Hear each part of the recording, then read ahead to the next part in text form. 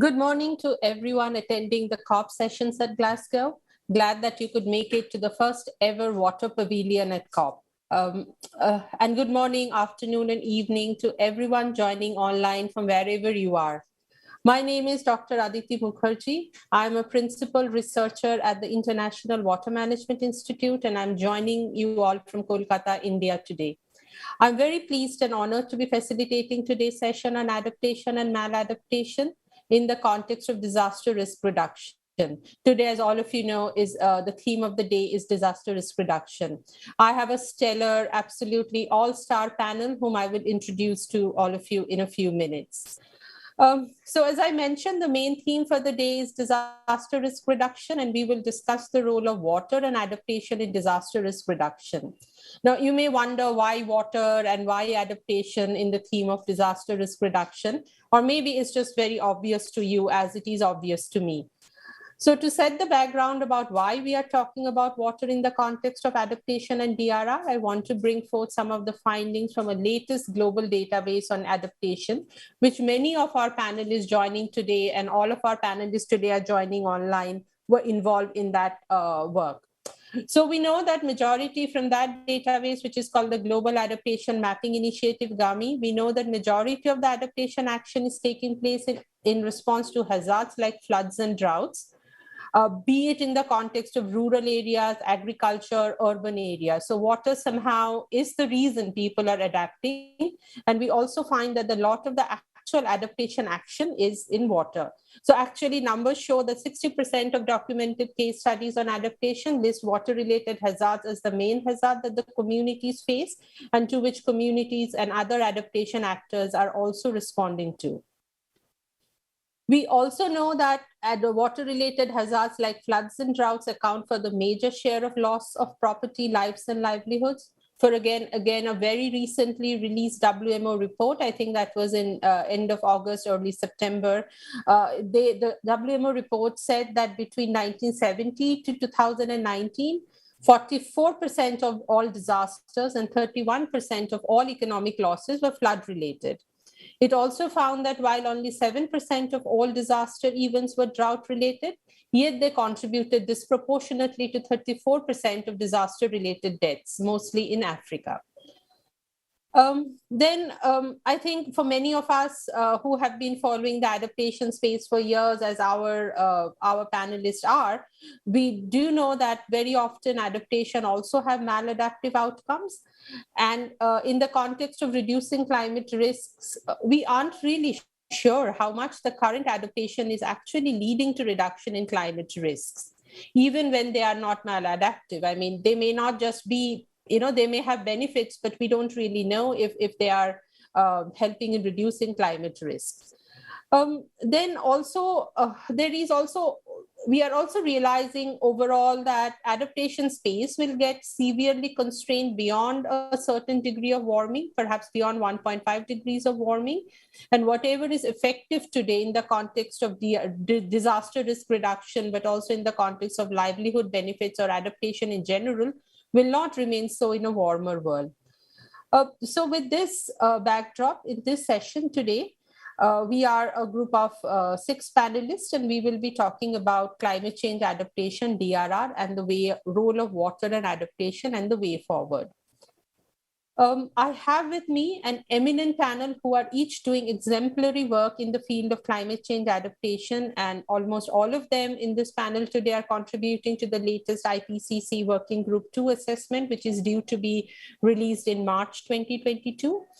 I will introduce our panel and then I'll pose a few questions to them. If all the panelists can have their cameras on, please. Our audience would love to see them. Our first panelist is Dr. Lisa Schipper. Lisa is an environmental social science fellow at the Environmental Change Institute at the University of Oxford. She has worked at the interface between climate change, adaptation, and development for the last 2 decades, including during her postdoctoral work at IMI in Sri Lanka, where Lisa and I were colleagues. Actually, her work in adaptation goes back to a time when there wasn't that kind of widespread acknowledgement that climate change is critical for water management. Lisa is also a coordinating lead author of the IPCC's Working Group 2 chapter on climate resilient development pathways, and she's a co-editor-in-chief of the Journal of Climate and Development. We are very glad to have Lisa with us today. Thank you so much for joining. Our second panelist is Dr. Chandni Singh. Chandni is a senior researcher in the School of Environment and Sustainability at the Indian Institute of Human Settlements in Bangalore. She works at the interface of climate change adaptation and development with a focus on the drivers of different vulnerability and livelihood transitions. She has led projects on urban agriculture, disaster recovery, and climate resilient development across South Asia and Sub-Saharan Africa. She's also contributed to the IPCC's special report on 1.5 degrees, and she's a lead author in the current Working Group 2 report in the urban chapter. Our third panelist is Dr. Johanna Nallau. Johanna, she is a researcher at the Griffith University, and she's also, she has done a whole lot of work around adaptation, understanding what motivates communities to adapt. And she is a lead author also in the Working Group 2 of the IPCC. Our fourth panelist today is Dr. Tabia Lisner. Tabia is a head of vulnerability and adaptation at the Climate Analytics, a research and policy institute with headquarters in Berlin and global offices in small island developing countries and least developed countries. Her research focuses on understanding impacts, risks, and vulnerability to provide science-based support for adaptation planning. Prior to joining Climate Analytics, she was based at Potsdam Institute for Climate Impact Research. She's currently our lead author for IPCC Working Group 2 Water Chapter. And I am not entirely sure if our final panelist, Joop, has yet joined, but we have Joop Verhagen, who is the global lead water at the Global Center for Adaptation. Before this, Joop worked for the World Bank, and a key in Joop's 25-year career in the water sector is ensuring that benefits of improved water services and water resilience reach all. Last but not the least is Dr. Rachel McDonnell. She is a Deputy Director General, Research for Development at the International Water Management Institute. And many of you, I'm sure, would have seen her yesterday. She was curating and running the Water and Food Day at the Water Pavilion yesterday. So Rachel leads and drives the water security science agenda to address global development challenges leading to food, land, and water systems under climate crisis. With that introduction, and I hope that you would be able to join us soon, I would now like to start with Lisa. Lisa, my question to you is, you recently published a great paper in World Development, and I would, as soon as I get some time, would actually copy and paste the link on the YouTube chat or something like that. So where you and your co-authors actually showed that how much of the adaptation effort is not even effective in reducing climate risks, and many are also maladaptive. Can you please walk us through the reasons for the same? Why are so many adaptation failing? Where are we going wrong? Over to you, Lisa. Thanks, Aditi. I'm happy to do so. I have an echo, and I'm having a hard time processing two voices at the same time in the background. So I'm going to try to speak slowly to make sure that's minimized. Hopefully that can be addressed by somebody on the tech side. So I would say basically that there's something kind of, we have been doing adaptation research for a long time, but it's only really recently that we have had enough empirical evidence to kind of confirm a lot of the theory that we've had around adaptation.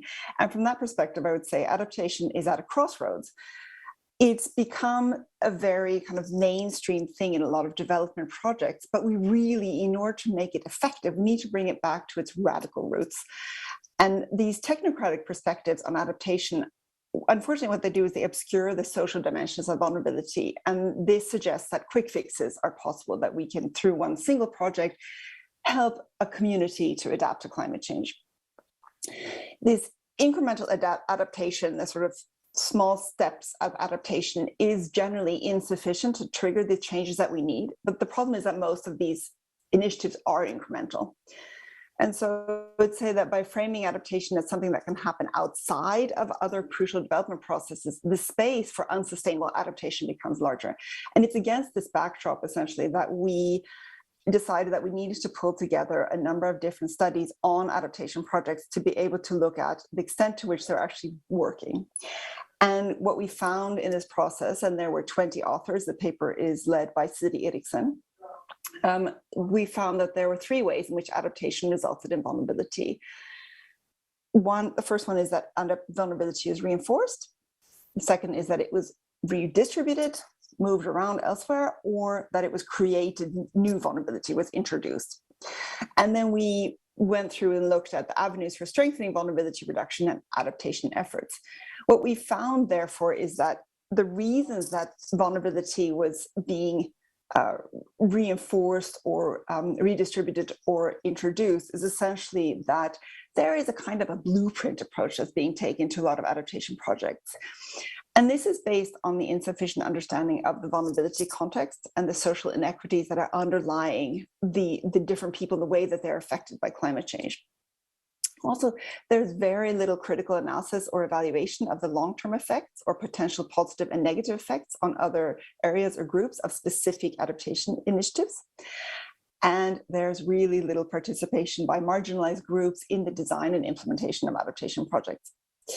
So as a start, there were a number of other issues too. I'm not going to go into all of them. But the way that we can address this is by engaging more comprehensively with what we consider to be vulnerable groups and placing knowledge and learning at the center of adaptation. So not just knowledge and learning for the people who are supposed to be adapting, but also for the people who are doing these projects. And then we need to make a space for adaptation knowledge and design processes to challenge existing development agendas so that it's clear that they're not just sort of repeating each other and that they're different. Yeah. So I wanted to raise this issue of sort of, because of working on this chapter on climate resilient development pathways in IPCC and thinking about it, what the role of adaptation in climate resilient development is. We need to ask ourselves, what is fair development? And what does it mean to say that development is actually the real problem, not climate change, which is something that I say often. And what exactly is this climate resilient development, which I should say, the way that we define it is it's a combination of mitigation of greenhouse gases, adaptation to climate change, and sustainable development. But how can we ensure that climate resilient development is something that everybody can be part of and not just a few?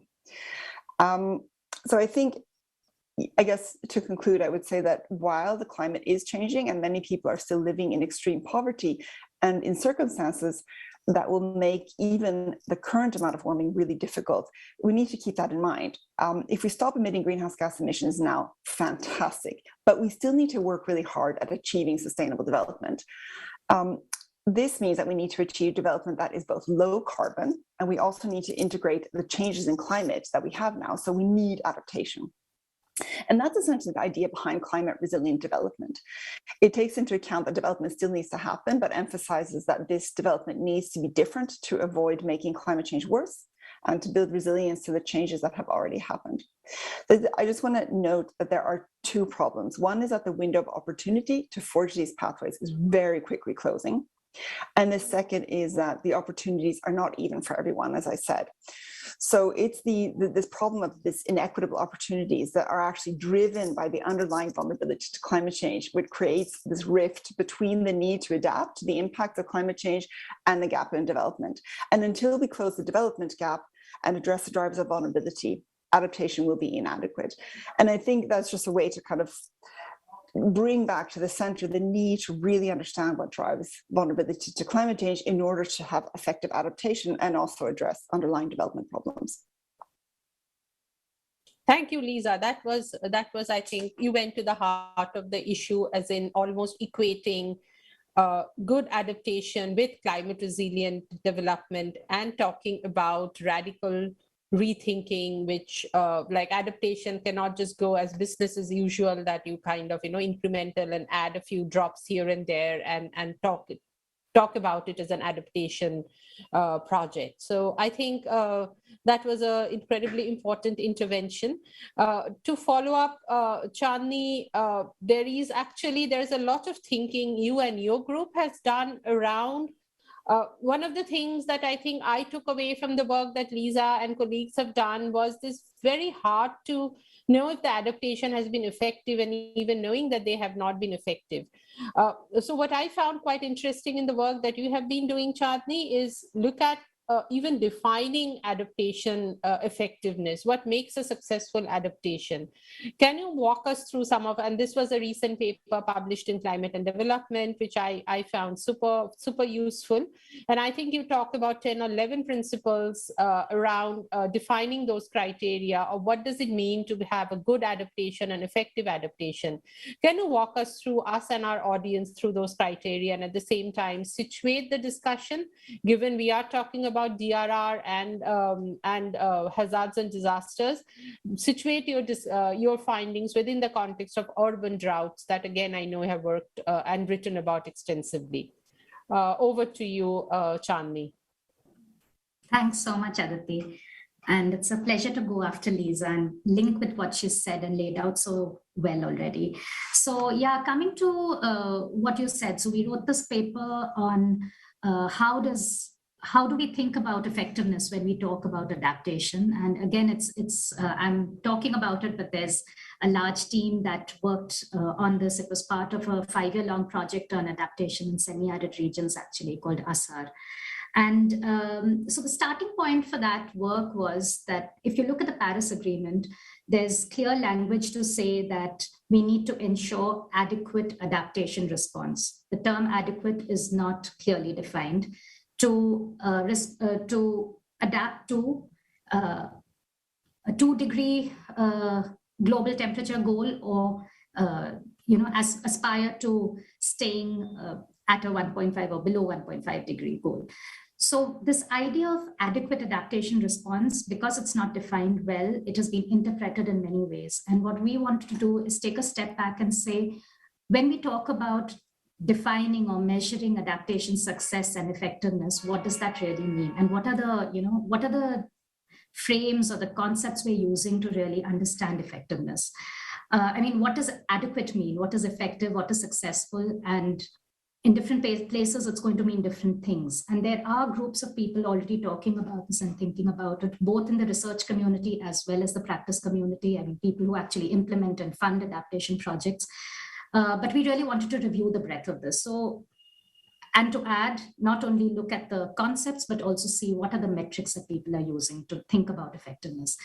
So to do that, and also to add, I think one of the key motivations or the hunches that I and others had was that the frames that we use to talk about effectiveness determine what metrics we use, and then who is rendered resilient, who is counted as vulnerable, and then who is counted as a group of people or a place that has adapted. So this idea of metrics hold power, and the concepts that we use to talk about effectiveness hold a lot of power. That was really one of the driving forces behind this work. So what we do is we looked at the adaptation literature, as all of us, I think, as part of the IPCC know, it's huge, it's growing, and we did as best a job as we could to try and distill that literature to find what are the different ways people are defining effectiveness. And we come up with these 11 frames that people use. And I'll just quickly walk through those 11 frames. So the first one is around maximizing economic return. So there are lots of things like using cost-benefit analyses to understand whether a particular adaptation option intervention has really been successful or not. That follows a utilitarian frame. It tends to use numbers and economic outputs or benefits as a way to measure success. The second one really talks of improved well-being, which moves away slightly from the economic or material well-being to look at subjective and relational well-being. So are we doing better? Are lives improving? Is the quality of life improving from a particular adaptation intervention? The third one, which is very commonly used, and I think all of us and even listeners will be very familiar with, is this idea of, is a particular adaptation option reducing vulnerability or building adaptive capacity? The problem here is that there are so many metrics, again, to assess vulnerability reduction or the indicators of adaptive capacity. So you have this frame, but then it has numerous ways of really measuring that. The third one, and that's another, the fourth one is around increased resilience. So talking about resilience, it comes from an ecological framing of systems thinking. There's a lot on interconnectedness and scales and how actions at one scale can impact or have effects, both unintended or intended at other scales. So that's what a resilience framing brings to this idea of effective adaptation. Then there are, from the sustainability literature, there's many people have written about sustainable adaptation that should be long-term, that should be inclusive, and that should be for future generations as well. So that idea of temporality comes in. And so the metrics that are used in this framing also are more long-term than the earlier ones. And then there's this sixth one on avoiding maladaptation, which is to say that we don't want to have unintended consequences for different people or different places over time. We don't want to increase greenhouse gas emissions by doing a particular intervention, and that's how success will be measured. So these first six are more goal-oriented frames. So frames that think of what is the outcome we want, and then how do we reach that outcome? So we want to avoid maladaptation, we want to improve well-being. Those are the kinds of thoughts behind this. The next five actually are more process related. And while I divide these two, of course, there are overlaps. There are some process elements in the goal outcome-oriented ones as well. So the process-related ones, I'll go over this quickly. There are two which have been discussed a lot. One is ecosystem-based adaptation and one is community-based adaptation. We pull them out as these specific frames just because they have a large body of work, a lot of funding, and a lot of implementation is guided by both ecosystem-based adaptation and community-based adaptation. So these are two ways of actually process related. The principles really say that if you do ecosystem-based adaptation, you're putting nature at the center and bringing people along. In community-based adaptation, people are at the center, and participatory methods and collective decision-making is seen as a way to enable effective adaptation. The next one, which is process-oriented, is adaptive governance. So actually having institutions that are flexible and forward-looking, that allow for more successful and effective outcomes. And then the last two, one is this drawing on the climate justice literature, and I would also say the gender and feminist studies literature, which says that ensuring equity and justice, so outcomes that are equitable and just for the most vulnerable, is a good metric to use for thinking about effective adaptation. And finally, which is now what I think the IPCC also is moving towards, is that we need to think about transformational adaptation, where we're not only tinkering, as Lisa said, with incremental small changes here and there, but actually changing the systems that we operate with. Now, this long list, I know it can seem overwhelming, but the idea of doing this was that the disciplines that we are embedded in, the communities of practice that we are part of, shape the choices we make around what metrics we use to assess adaptation, and they have very clear implications on, again, what is judged as successful and what is left out. So if you take a maladaptation framing, you might think that is working. Like, for example, you're not having long-term unintended negative consequences, but in the short term, you might be increasing unequal outcomes for certain people. So I think looking at these frames together is what is critical, rather than just having, one at a time and seeing what are the pros and cons of each. I will stop there because I think I've gone a bit over time. Thanks so much. That was absolutely fascinating, because I know so much. I mean, all of us have struggled with knowing what is the best way of defining success, and it's almost as if and we have to use these different matrices, and we have to use these different frames to make sense of that huge adaptation literature. And as we all know, I mean, that's easy enough. And I thought these 11 ways of looking at it, maybe we won't call it indicators or anything, but these are I think, incredibly useful for the adaptation community. So thanks a lot, Chandni, for that. And I want to follow up now next with Joanna. Joanna, again, given your extensive body of work on looking at adaptation, should we be even caring about, for one, as Chandni made it clear, and also as Lisa was saying, it's really hard to pin down what is successful adaptation. Then do we even need to? I mean, are we chasing up a mirage, looking for definitions of success when we should really be looking at something else? Over to you, Joanna. What else should we be looking at? And not just effectiveness, but what are the other larger concerns around adaptation that we should care about within the adaptation community? All right, thanks, Aditi. All right, thank you. Yes, so it is a very elusive concept in many ways, and I think that was a really great intro by Lisa and both by Chandi in terms of highlighting that often when we start discussing success, it's clear that that's often quite perceptive or perspective dependent. So who's saying what is success and what they think has actually happened as well. So in terms, and this is something that we have been with the scientific community thinking about for a long time. And I think when we talk about adaptation success, so I think there is a fundamental issue, for instance, in the timeframes and timescales that are being used at the moment for adaptation projects. So you might have a project, for instance, for 12 months. And we know, for instance, with ecosystem-based adaptation, that you really need a longer-term investment. So we've written about this as well in a few Nature climate change pieces where we've said, well, we should really be looking at the longer-term adaptation programs where we can have, a longer-term robust M&E monitoring and evaluation of the project and actually what's happening and why the outcomes are as they are.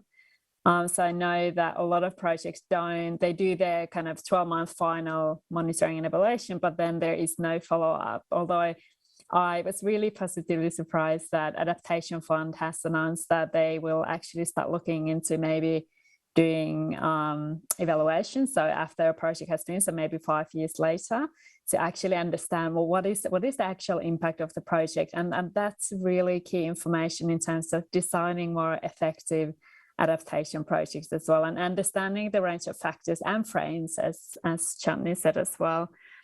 But I think there's also often when we talk about success, so, some people say a project has failed, others say that it was a great success. And I think there's also often the misalignment of perception and expectations as well as to what do these projects, what are they capable of delivering and within what reasonable timeframes. But also stronger monitoring evaluation frameworks are definitely needed, but also adaptation is, as when Lisa was doing her PhD, it was just a really kind of novel and emerging topic, whereas now, for instance, the scientific community is producing so many papers on adaptation. And so I think one of the key issues that we have at the moment is how do we collectively harness that knowledge? How do we make sure that we are learning the right lessons? And also we have to acknowledge that when we talk about adaptation knowledge, it's not just in scientific papers, it's, people's lived experience, how they're adapting. Adaptation practitioners have so many insights and so much information as to what is working or what's not. So I think when we talk about effective adaptation and how can we make sure that something is effective and success, I think we have to really, create mechanisms and processes so we can harness that broader knowledge base. So those would be my 2 cents. Yeah. Thanks, Joanna. And I can see there's a lot of similar themes coming up: the importance of learning as we go, the importance of long-term monitoring, the importance of looking at the bigger picture, at the larger time frame, but also looking not just project specific, but to other aspects of interventions as well. So I think there's a lot of common things that has come up through these discussions so far, and I'm looking forward now to the rest of our panelists to offer further insights. So if I can now go to Tabia. Tabia, and you and I have been working on the water chapter closely, and I know one of the struggles really has been around our definition of effectiveness. but that was current. We struggle with knowing what's working, what's not in the current context. But it becomes even more trickier when you go down the future. In a warmer climate, what kind of adaptation will work? What kind of adaptation will not work? So basically going into the future, how would adaptation efforts fare in a warming world? And would you like to share your perspective on having worked on this? Over to you, Tabia. Thanks a lot, Aditi, and thanks a lot, for also adding this future perspective. And yeah, for sure, thanks a lot to the previous panelists who've perfectly set the scene for this additional perspective that I would like to give now. So yeah, as we've heard, even under present day climate conditions, we see that really understanding adaptation is challenging. And we do know that a lot of the efforts that go into adaptation are not necessarily as effective as we would like them to be for the very various reasons that have been outlined. And there's certainly kind of at the broader level, there's a range of barriers that contribute to the difficulties or the challenges that we face around adaptation. And one major one, of course, is access to finance, also to ensure that all of the efforts can actually be implemented. But even if all of the finance in the world were addressed to adaptation, as we've heard in a lot of detail previously, there's many other factors that are not as easily overcome, even if we were able to finance all of the plans that we have. And of course, as we kind of struggle to fully understand adaptation success, adaptation efficiency, or effectiveness in its entirety, currently, of course, when we look into the future of adaptation and additional impacts that we're facing, of course, there's plenty of additional challenges that we need to address and look at there. As well. And while of course there's a lot of uncertainty around it, a lot of things that are just simply not within what we can actually know or what we can assess, what we do see that is that climate change increasingly limits the adaptation space in essence, even just looking at kind of the option space that we have through the mounting climate impacts. And I guess if the past summer has shown us one thing, is that even under current warming of just over 1 degree, we face quite a few extremes also that we simply cannot adapt to across all world regions.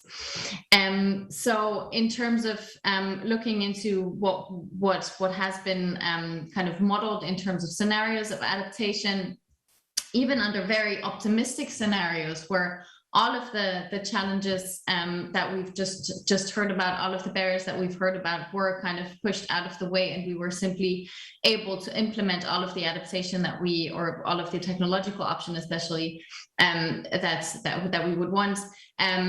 Most water-related adaptation is actually unable to reduce the mounting risk that we face at higher levels of warming. So basically mitigation and adaptation, as Lisa's also pointed out, just go hand in hand in us being able to actually address those risks. For the water sector specifically, there's also a distinct risk of biophysical limits being reached, both in terms of availability as well as access across different, time and space areas for the most commonly used adaptation measures that we kind of know in the portfolio of water adaptation. Then for some adaptation measures, especially the ones related to nature-based solutions or ecosystem-based adaptation, it's also really important to consider that the effectiveness of such options is also affected by climate itself. So for those to remain effective, we really do need to limit warming, again, within Paris Agreement goals to be able to continue to draw on those. What we do see as one, or I guess a couple of final points I want to make is that both, I guess, under current conditions as well as in terms of projections of effectiveness of adaptation, we see that integrated approaches that really combine a number of different adaptation measures, both both in terms of kind of technological options, but also in terms of combining technological options with training, capacity building. So hard and soft measures are really most effective in reducing climate risk, and also ensures that those adaptation pathways that we look at remain sufficiently flexible and reduce the potential of creating lock-in effects, if you will, where decisions that we make today might put us onto a path that is very difficult to adjust on the long run under changing condition.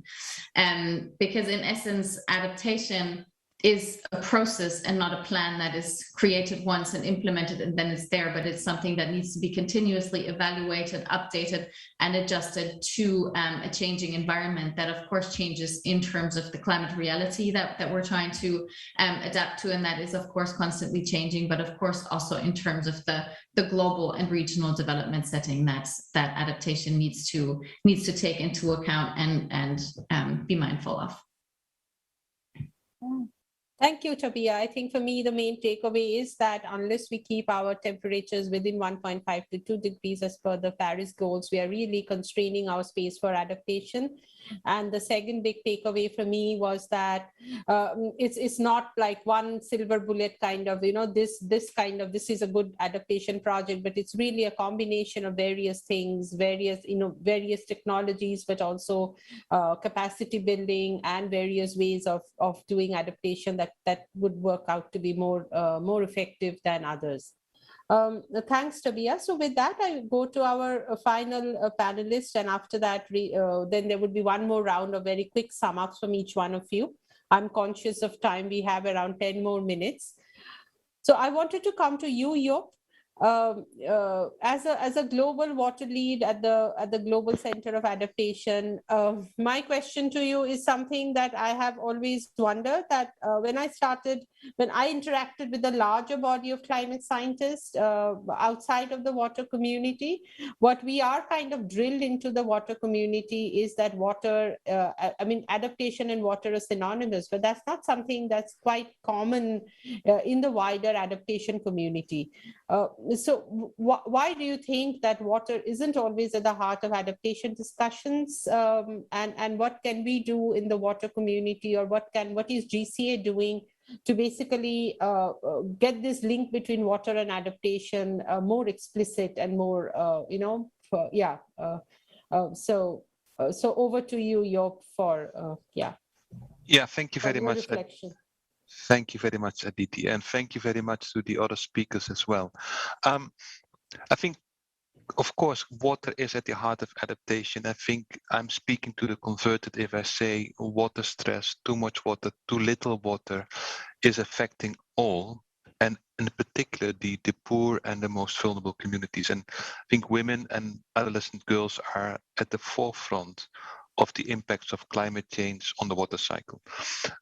I would like to rephrase your question a bit, because if you look at the water sector without climate change, we're not doing particularly well. I mean, even without climate change, we live in a world with growing water shortages. We're living in a world with floods. And if you just look at the SDGs, the finance gaps to achieve the SDGs is massive. And climate change is just compounding our efforts, right? It's making our challenge even more formidable. And I would like to say, basically, climate change hasn't helped us yet to put water in the center of human development. And I think maybe this is also an opportunity to give water a big push.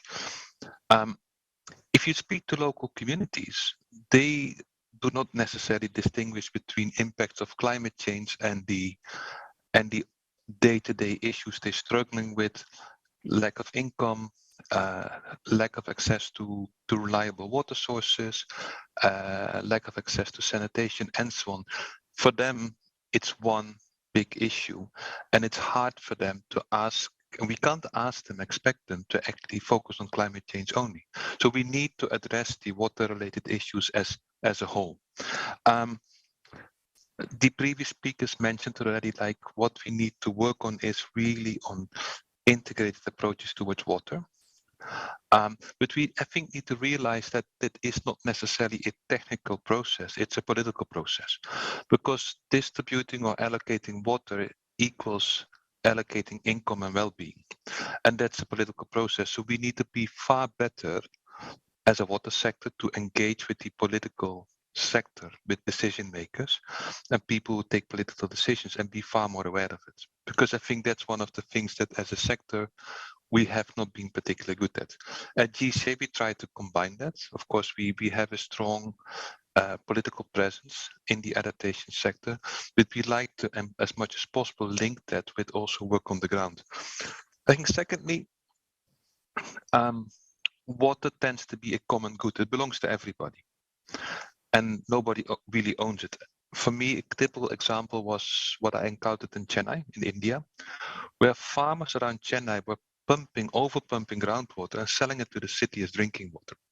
And when we asked them, you know, you are over pumping, another 2-3 years down the line, you'll be out of water. They said, we know. But if we don't do it, our neighbors will do it. And our way forward is that the income from this water will allow me to educate my sons well. And I'm sure that one of my sons will take me in when I'm an old man. So basically, water is not owned, and we need to be much clearer about it. It's really something that's everybody's problem, and the impacts of my actions will affect all. I think the other one is basically what we've not been very good at is engaging with private sector. The water sector is being considered to be high risk, politicized, and the income on the return on investments is uncertain and slow.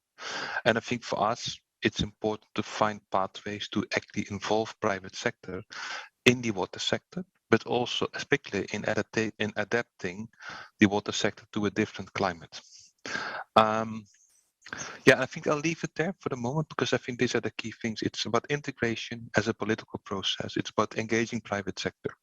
And it's about recognizing that for many people, water is part of a day-to-day problem. It's not necessarily linked to climate change if you speak to people in informal communities or villages. Thank you. Right, right. Those words were music to my ears, that it is a political process. It's not a technocratic solution. So thank you, Job, so much. And we are almost running out of time. What I will now do is to come back to all our speakers, and maybe it's good if all of us have our cameras on. And starting with Lisa, and in the same order we spoke, can we have 1 minute of very short, punchy summary statements of what we are interested in is what's one big message for the COP26, the climate change and the adaptation community? Go ahead, Lisa. Okay, thanks, Aditi. I think what we need to, probably the message that I would like to send is that what we've talked about is that funding is not the main barrier. In some cases, it's a really important part of being able to adapt, but it's really not sufficient to just have lots of funding, because it obviously, if we don't design the processes correctly and we don't consider what's driving vulnerability, we're likely to result in maladaptation or fail in some way. I think that's my message. Thank you, Lisa. Funding is not the only barrier. Yes, great. Yeah. Over to you, Chandni.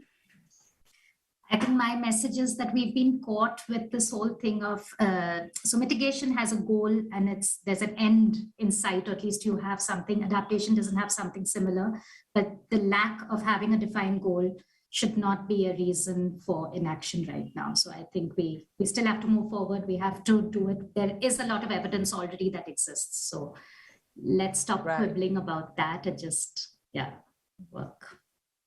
Yeah, no, that's a very important thing, because we often keep on comparing mitigation, how well are we defining adaptation, and then that's where we feel that we as a community may be falling short of somehow having measurable impact on the ground. Yeah. Over to you, Joanna. Thanks, Aditi. I think my main message would be to start really thinking about adaptation projects as long-term programs. So instead of funding a pilot project for 12 months, another for 12 months, we really need to, make longer term investments so that we can actually track what's happening and why. Thanks. Mm-hmm. Right. Yes, invest long term and follow through those actions and keep measuring impacts at the different points in time. Yeah, fantastic. Over to you, Tabia. Thanks a lot for these excellent points. Couldn't agree more with everything that was said. And just to reiterate, I guess what Aditi already summarized, I think my main message would be adaptation can only be successful together with immediate and stringent climate action. It's not an either or. So adaptation is not a follow-up from where mitigation fails, but we really need to kind of focus on the integrated nature of the Paris Agreement, where there are several pillars that need to work together, not just mitigation and adaptation, but clearly also finance and loss and damage as an integrated approach. Right. Yes. So given that we will lose so much of the effectiveness, quote unquote, of adaptation in a warmer world. So they have to really go hand in hand. Over to you, your final reflections. My key message would be that we have to use the momentum to put water central at the basin and national level, essential to human well-being and development. And I would like to echo what the previous speaker, we need to be very aware that there will be places in this world where people no longer can live because of water-related issues. Yes, true. Putting water more centrally into the entire climate debate. And it would actually surprise a lot of you, but also good news is that we are having a water pavilion for the first time ever in COP. So it took us 26 years to get to a water pavilion. So we are getting there, baby steps, one at a time. So with this fantastic panel, I actually now hand over the most difficult task of summarizing to Rachel. Over to you, Rachel, and you get this not enviable work of actually summarizing this whole rich discussion in the next 5 minutes. Okay, so Aditi, thank you very much. And I've got some pictures in from the pavilion. There are people sitting there listening, so welcome our friends in the pavilion as well as around the world. And one of the things I thought as I'm listening to this is all of us are doing our lateral flow tests every day to gain entry, and we have to have this text or email to say you have passed, so you can now enter the COP. To me, I would add another one. Anybody who enters the COP has to listen to this session, because the rich learning, I have heard all about adaptation projects and everything all week. And all for the last 10 days, and people are excited, they want to make that change. But I think the learning that has come out of this session is so critical to help future programming, whether that's programming coming from the donors, and there are amazing pledges in the last 10 days from donors. But we know donors have project cycles of 2 years or 4 years of that funding, and then it might change. We have many different partners who, again, work on that project cycle. And I think what you're saying is so critical to influence how we design. This came up in some of the questions, the designing of the projects, the planning of the projects, how we implement, where we implement, and how we embed those projects.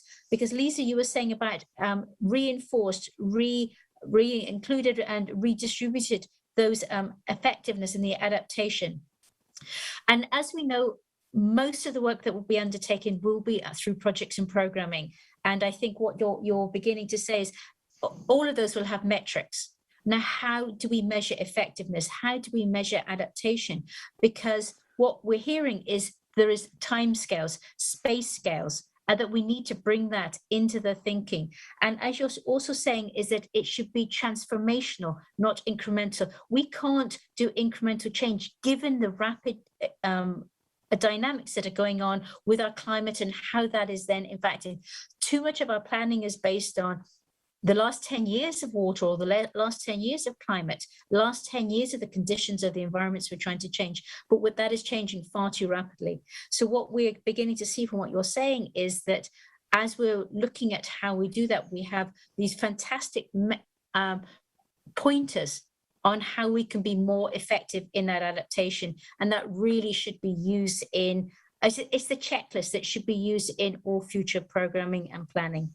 Aditi, I'm not going to take the 5 minutes because I know we are over time and I know how hard I don't want the Zoom to cut us off, but I do want to give the last word to you. So I'm handing back to you, Aditi. Thank you so much. And my last words are just thank you. I thought it was a fantastic discussion, and we went through a whole lot of ground in looking at whether adaptation's working, even if we are using the right metrics to look at the effectiveness of adaptation. And to me, also very interesting was the fact that mitigation and adaptation have to go hand in hand for us to have any measure of success. And and I think I also like the point about we have to rethink development and climate resilient development. So with that, thank you everyone for joining us today, and have a good day and the rest of the sessions. Enjoy. Bye. Thank you so much. Bye. Bye. Thank you, everybody. Thank you.